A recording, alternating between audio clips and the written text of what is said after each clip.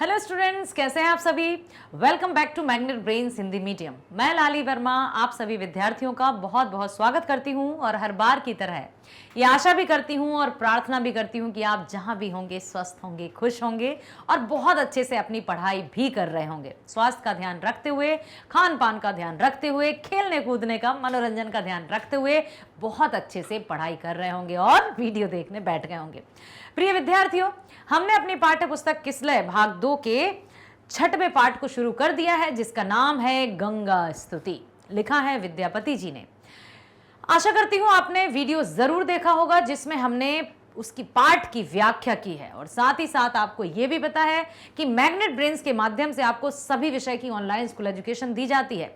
हिंदी की यदि मैं बात करूं तो आपको हर एक वीडियो के इसी तरह से व्याख्या मिलेगी, प्रश्न उत्तर मिलेंगे, एमसीक्यूज मिलेंगे। तो आप बहुत अच्छे से ध्यान से सुनना, पढ़ना, ताकि कुछ भी स्किप ना हो और ना करना। नहीं तो एक भी प्रश्न यदि हमने आगे पीछे खिसका दिया या यहां वहां कर दिया और वही प्रश्न यदि परीक्षा में आ गया तो फिर आप क्या कहोगे, अरे लाली मैडम ने ये प्रश्न तो बताया नहीं था। बता रही हूं, कहा ना, व्याख्या, प्रश्नोत्तर और साथ ही साथ एमसीक्यूज। ठीक है, तो यहां पर आपको बड़े ध्यान से सीढ़ी दर सीढ़ी हर एक विषय की एजुकेशन दी जाती है। तो आपको बिल्कुल किसी तरह से चिंतित होने की आवश्यकता नहीं है, बस बने रहो हमारे साथ मैग्नेट ब्रेन्स पर। आइए चलते हैं और देखते हैं कि जो आपकी पाठ्य पुस्तक में गंगा स्तुति से प्रश्न दिए हैं वो किस तरह के हैं। पहला, गंगा स्तुति कविता के कवि कौन हैं? बताएं। यस, आंसर आया, जल्दी बोलो भाई, विद्यापति। बहुत सही जवाब, वेरी गुड। मैथिल कोकिल विद्यापति। आपको मैं बता दूं, यहां पर लिखा है, इसको हमेशा याद रखना कि कवि विद्यापति जी को मैथिल कोकिल के नाम से भी जाना जाता है।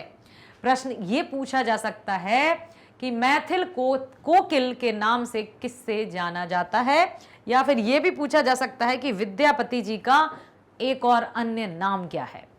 ठीक है, विद्यापति का एक और नाम क्या है या एक अन्य नाम क्या है?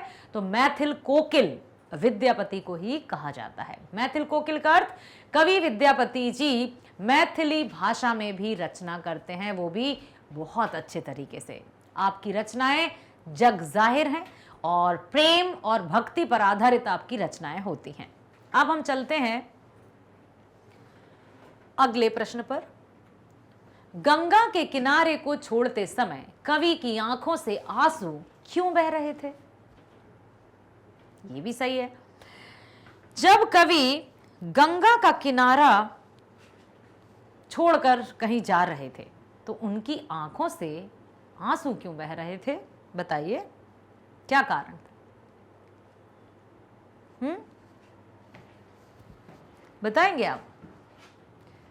उन्होंने कहा था ना कि हाँ, कि तुझसे निकटता है, तुझसे दूरी नहीं होने देना है मुझे।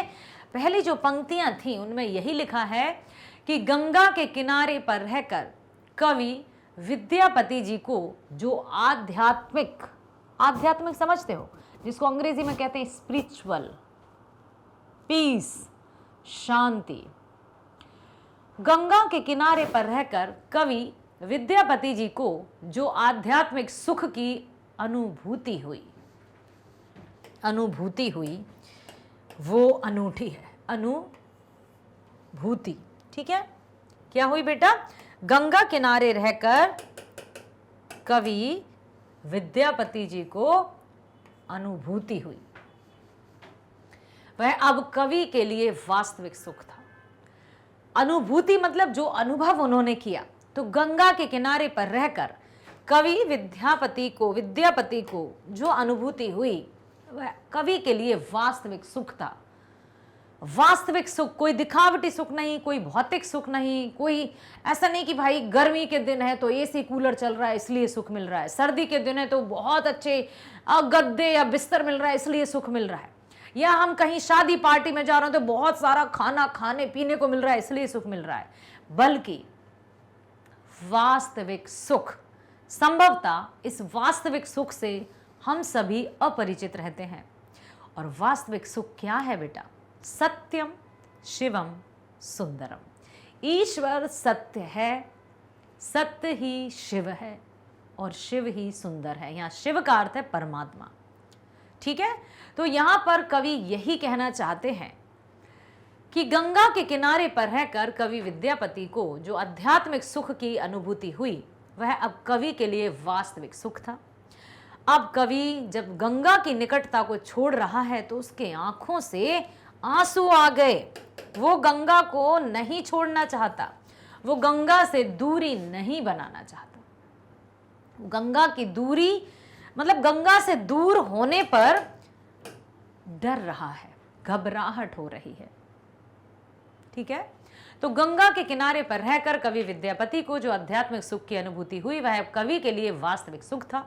अब कवि जब गंगा की निकटता को छोड़ रहा है तो उसकी आंखों में आंसू आ गए, क्योंकि उसे पता है कि वास्तविक सुख शांति यही है। अगला है, कवि गंगा से किस अपराध की क्षमा मांगता है? किसी को याद है?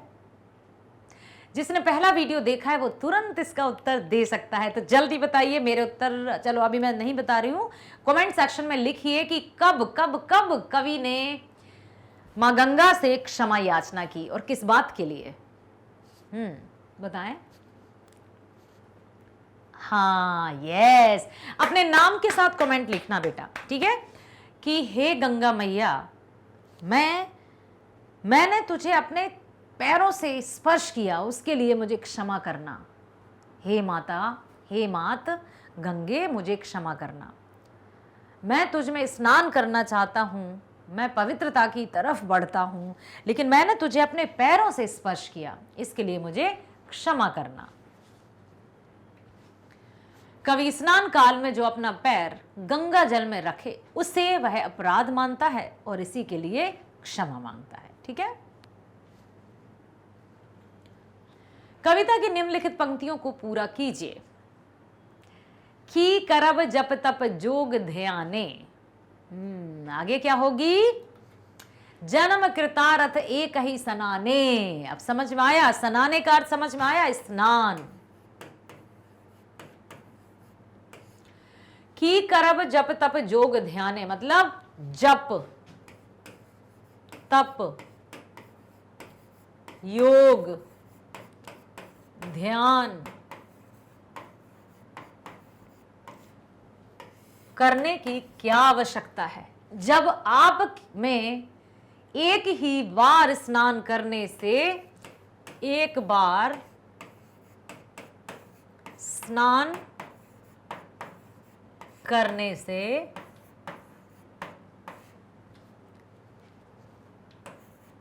जीवन सफल हो जाता है, जीवन सफल हो जाता है। समझ में आया बच्चों? तो यही कहना चाहते हैं कवि की करब जप तप जोग ध्याने, क्या जरूरत है जप तप योग और ध्यान करने की? जन्म कृतारथ एक ही स्नान है, जब एक बार स्नान करने से ही जन्म सफल हो जाता है, जीवन सफल हो जाता है। गंगा मैया में तो वो पवित्रता है। अगला है, पहली पंक्ति लिखना है और दूसरी क्या है? अंत काल जनु बिसरहु मोहे। कि जब मेरा जीवन का अंत काल आएगा, हे मां मुझे भूलिएगा नहीं, मुझे अपने दर्शन अवश्य दीजिएगा। भनई विद्यापति समदोह तो ही अंत काल जनु बिसरो मोही। हे मां, हे मात गंगे, जब मैं अनंत काल में जाऊं, अर्थात जब मेरा अंत काल, नॉट अनंत काल, अंत काल में जाऊं, जब मृत्यु को प्राप्त हूं, तो मुझे भूलिएगा मत, अपने दर्शन अवश्य देना। बिसरने का अर्थ है, बिसरहु मतलब भूलना, भूलना नहीं। ठीक है,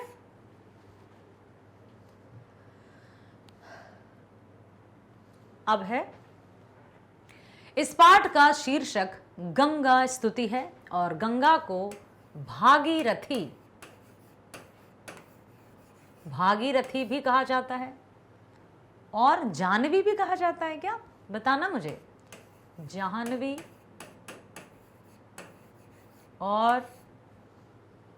और भागीरथी क्यों कहा जाता है? क्योंकि राजा भागीरथ ही गंगा को पृथ्वी पर लेकर आए। जब चारों तरफ त्राही त्राही मची थी, सूखे से हाहाकार मचा हुआ था। हर एक जीव जंतु पानी की एक एक बूंद के लिए तड़प रहा था। तब राजा भागीरथ या भरत, बताइए, भागीरथ, भागीरथी कहा जाता है तो राजा भागीरथ, ठीक है, उन्होंने प्रार्थना की। फिर गंगा जब स्वर्ग से आई, उतारी स्वर्ग से गंगा जटाओं बीच बैठारी, बजाई नाथ ने श्रृंगी, किया जग में उजाला है, लिए शिव हाथ में डमरू, गले में नाग काला है।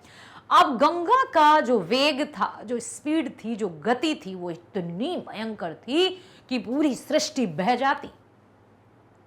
इसलिए महाकाल महादेव ने अपनी जटाओं को बिखेरा और गंगा को उसमें समाया, और पतली सी धार, आप देखते होंगे कि एक धार निकलती है, वही गंगा नदी है। तो उतारी स्वर्ग से गंगा जटाओं बीच बैठारी, बजाई नाथ ने श्रृंगी, किया जग में उजाला है, लिए शिव हाथ में डमरू, गले में नाग काला है। तो ये जो राजा महाराज हजारों वर्ष पुरानी जो बातें हैं, हमारी जो भारतीय संस्कृति है, जो परंपरा है, वो अनोखी है बेटा, अनोखी। हमें अपनी भारतीय संस्कृति से हमेशा जुड़े रहना है। हम पढ़ेंगे, हम आधुनिक हो जाएंगे, लेकिन अपनी भारतीय संस्कृति जो है उसको हम मन में बसा कर रखेंगे। हम कहीं भी रहें, देश में रहें, विदेश में रहें, लेकिन हमारी जो सभ्यता है, जो हमारे संस्कार हैं, उन्हें हम जरूर अपने मन में बसा कर रखेंगे। इस पाठ का शीर्षक गंगा स्तुति रखा गया है। आप इस शीर्षक से सहमत हैं या असहमत? तर्कपूर्ण उत्तर दीजिए।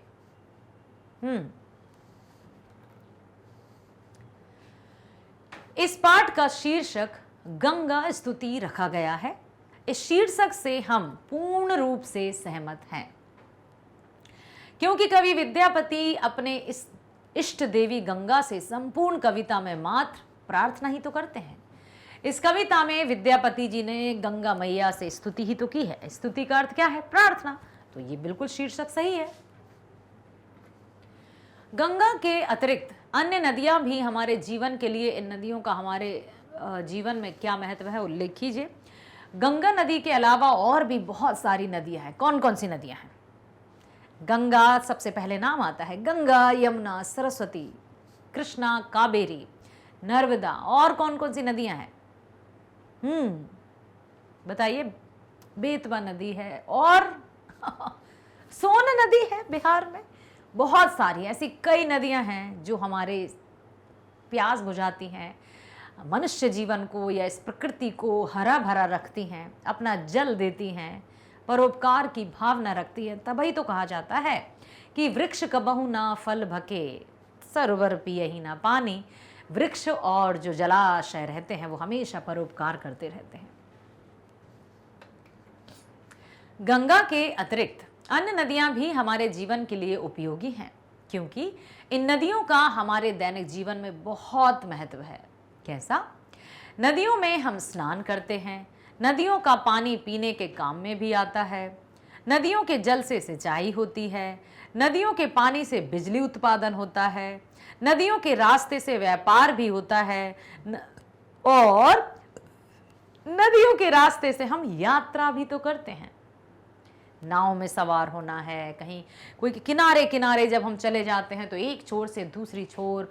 तो आप देखो, पीने के काम में आता है, जल से सिंचाई होती है, बिजली उत्पादन होता है, व्यापार होता है और यात्रा भी होती है।